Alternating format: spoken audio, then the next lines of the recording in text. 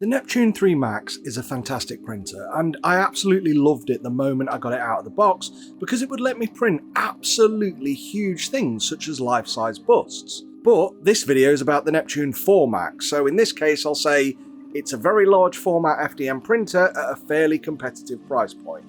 And I'm sorry to say that's probably as positive as I'm going to get throughout this whole review, because the Neptune 4 Max has not been a fun printer to use at all.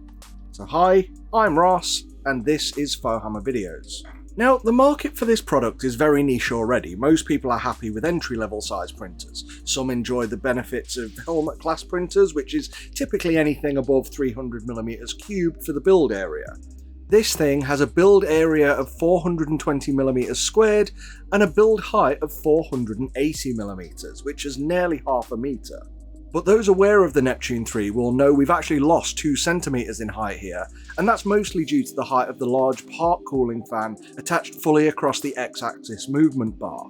And whilst that height is hardly missed, the lack of increasing the height to match the previous generation of printer shows firsthand that this whole design, like all the Neptune 4 series of printers, is little more than the same Neptune 3s, but with some parts and software added to swiftly match the competition. Check out my other Neptune 4 reviews for another echo of how these products all feel quite rushed.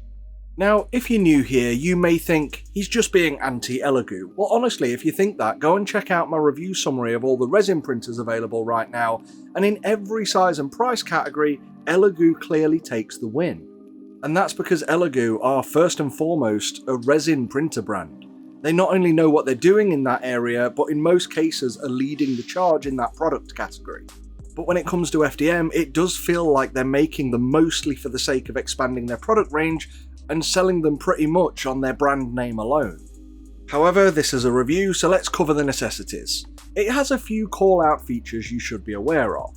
The only ones I like are the integrated lights, with one in the crossbar at the top of the printer and one built into the print head lighting up the nozzle itself.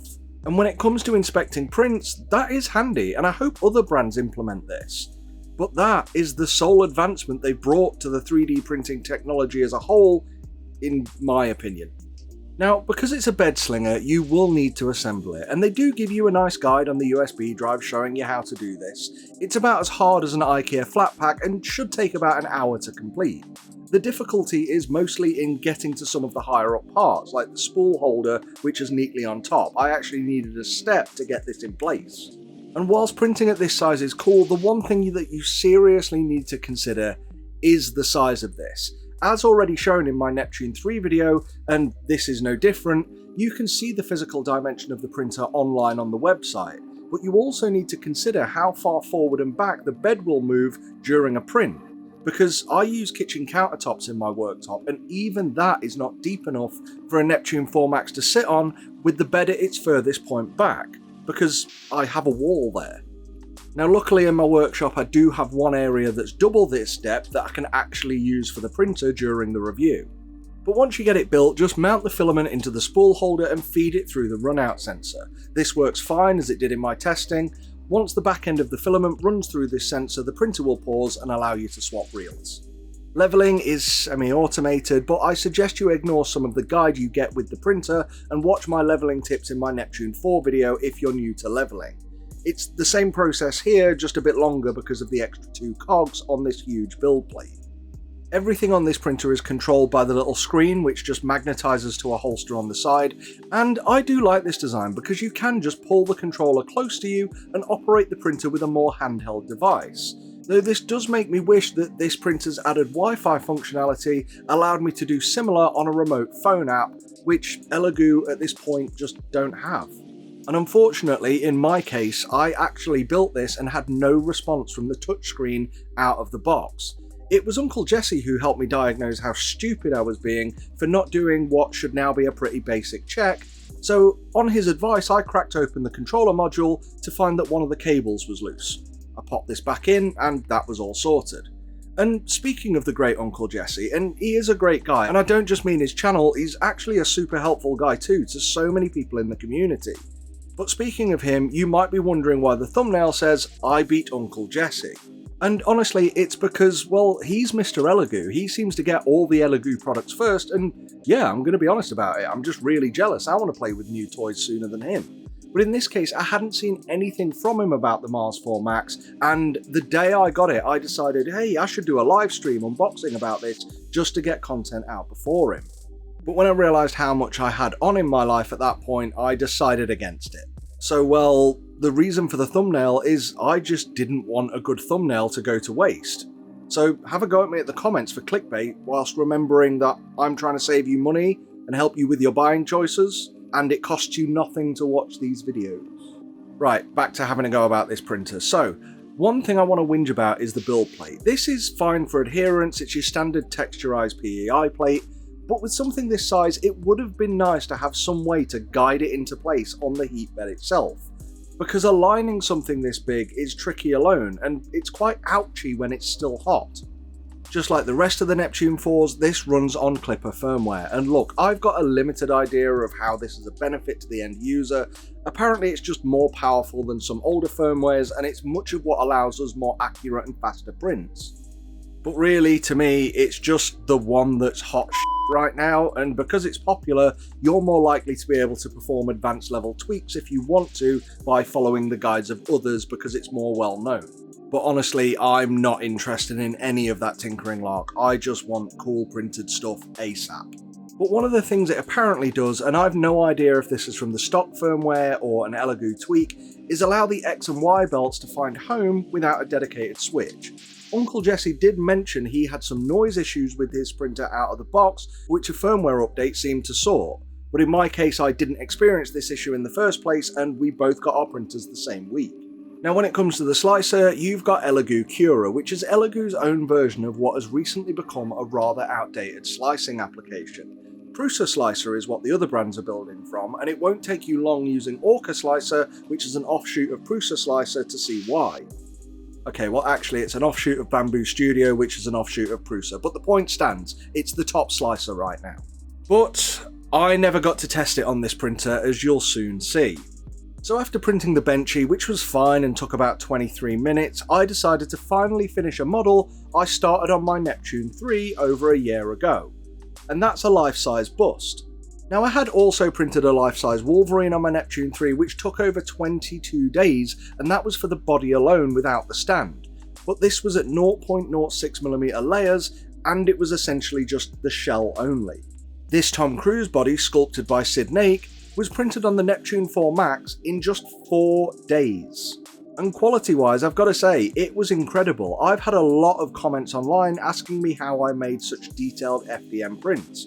But the truth is, it's not that detailed, it's just big, and the pictures were taken from far enough away that you can't actually see the layer lines. But it was during my next print, which was intended to be a weapon rack for my 3D printed bolter, and that was kindly sculpted for me by David War Machine Roth, and you may know him as Exeter Cosplay. You'll have seen him in the big Horus costume in some of my other videos. After starting this print and just going up to bed, I came down the following morning to find that it didn't even lay the first layer correctly, and the print head had a clog so bad that it now resembles the ending of a Kira. Now yes, this is my fault for starting a print and not even monitoring the first layer. I could have stopped this with more awareness. But having posted that picture online with the caption "Oops," I'm apparently not the only one having issues like this with the whole Neptune 4 range.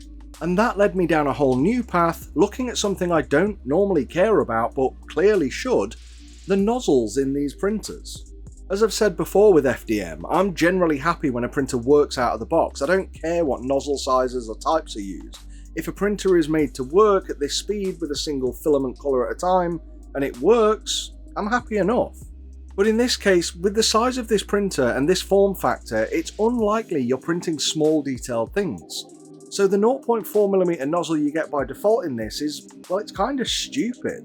And to make it worse, Elegoo are actually using proprietary nozzle types for all of these printers, and as of right now, at the time of recording, you can't get any of them. So if you want to swap out from a 0.4 to a 0.2, a 0.6 or a 0.8, you can't.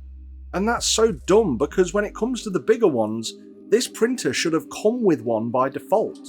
Anyway, With the damaged hot end, I had tried to heat up the nozzle and remove all of this plastic crap, but it started smoking, and for safety reasons I stopped it rather than thinking, ooh, let me get my camera and film this potential fire ignition. And I contacted Elegoo for support, and I heard nothing from neither my marketing contact or the support team.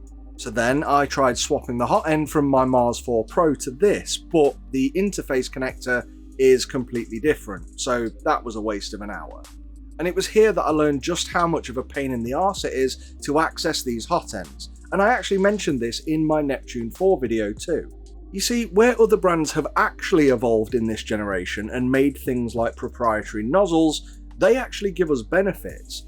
Elegoo have this proprietary nozzle, and for no discernible value. In fact, in my case, I've had more issues with these printers than even the Neptune 3s, and it seems I'm not alone. But in trying to fix this myself, I actually went looking for parts. I wanted a whole new hot end if I could get one. And that's when I learned that A, you can't get them for the 4 Max, there's nothing on Elegoo's site, and the actual nozzle and thread for the Max is different to the 4, so I can't just swap it over even if that was the only bit that was faulty. And when I finally did get a response from my contact at Elegoo, they said they'd send a replacement, but today, as I write this, it's the 3-week anniversary of when I first sent the pictures. And at this point, my attitude is, yeah, nah, I'm done with this. And this is sad because Elegoo's customer support is usually great.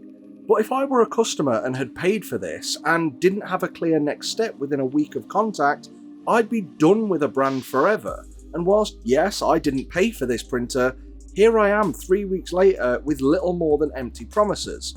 And I'm not waiting anymore, so here you go Elegoo, here's your review. And in summary, look, when it works, this printer's decent, but it's also very niche. Chances are, if you want this, then it's for the size of it and you'll be happy jumping through a few 3D printing hurdles to get it. But this product feels rushed, I'm sorry to say it, but it is what it is. It's not a Neptune 4. It's a Neptune 3S where they've just bolstered on some extra hardware and software to what they already had in the previous generation, and it was just to match the new speed that the competition are coming out with. And I can see the proprietary nozzle being an absolute headache because you can't currently do an important and arguably necessary upgrade to a 0.6. And when you do need to replace the nozzle, because these are consumable parts, you'll need to go through Elegoo as the sole supplier for them. And, well, that's annoying. So yeah, look, I'm pissed off mine's broken and I've got no way to fix it until Elegoo decide to release spares. And that's enough to turn me off. And mine was free. So if you want this size of printer, then like I said in the intro, this is an affordable way to get one. But I'd personally hold out until we can get a larger nozzle size and we see how much replacement parts will actually cost. Or go buy one of Elegoo's resin printers because, well, they're ace. I want to say thanks for watching and a huge thanks to our channel members who are on the screen now. They get access to this content early along with exclusive videos, direct access to me, priority comment replies and more. Please consider joining them, but if you found this video helpful, I would appreciate you just hit that like button before you leave, and ideally if you could drop a comment, even if it just says comment. That'll help feed the algorithm and hopefully this video will be seen by more people and that'll help them too. Anyway, you've been watching me. That was my opinion. This is Fohammer Videos. Until next time, ta-ta, Fohammer out.